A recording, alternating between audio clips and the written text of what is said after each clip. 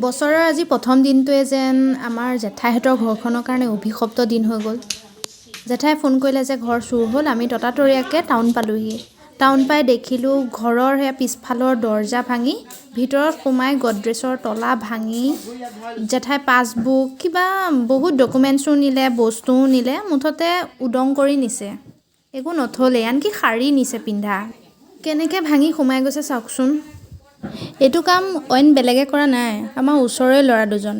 সিহঁতে খুব drugs addicted হয়।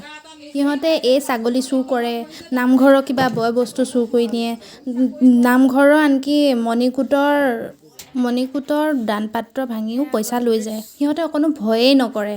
আজিকালি ড্ৰাগছে মানুহক কিমান ধ্বংসৰ পথলৈ নিব পাৰে এয়া আমাৰ চকুৰ আগতে আজি দেখি গৈছোঁ।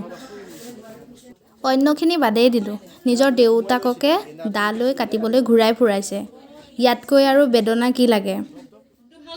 সিহঁতে আজি এয়া বস্তুখিনি বান্ধি লোৱাতে আমাৰ ওচৰৰ খুৰা দুজনে গম পালে যে কিবা খুটখুটাই আছে নেকি। তাৰপিছত চাবলৈ গৈছিলে, একো নেদেখিলে, কিন্তু সিহঁতে ভিতৰতে আছিলে। আমাৰ খুৰা দুজনে গম নেপালে।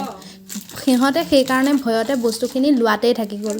কি নিছে দেখিছেনে? কাঁহৰ বাচন নিছে, ফুলিৰ বাকচটো নিছে, আকৌ বিয়াৰ এই কাপোৰো নিছে, পুৰণা কাপোৰ, নতুন কাপোৰ চব নিছে, শাৰী নিছে, অসমীয়া গহনাও নিছে। সোণৰখিনি নিবলৈ নেপালে, কাৰণ মোৰ জেঠায়ে সেই গহনাখিনি লগত লৈ গৈছিলে।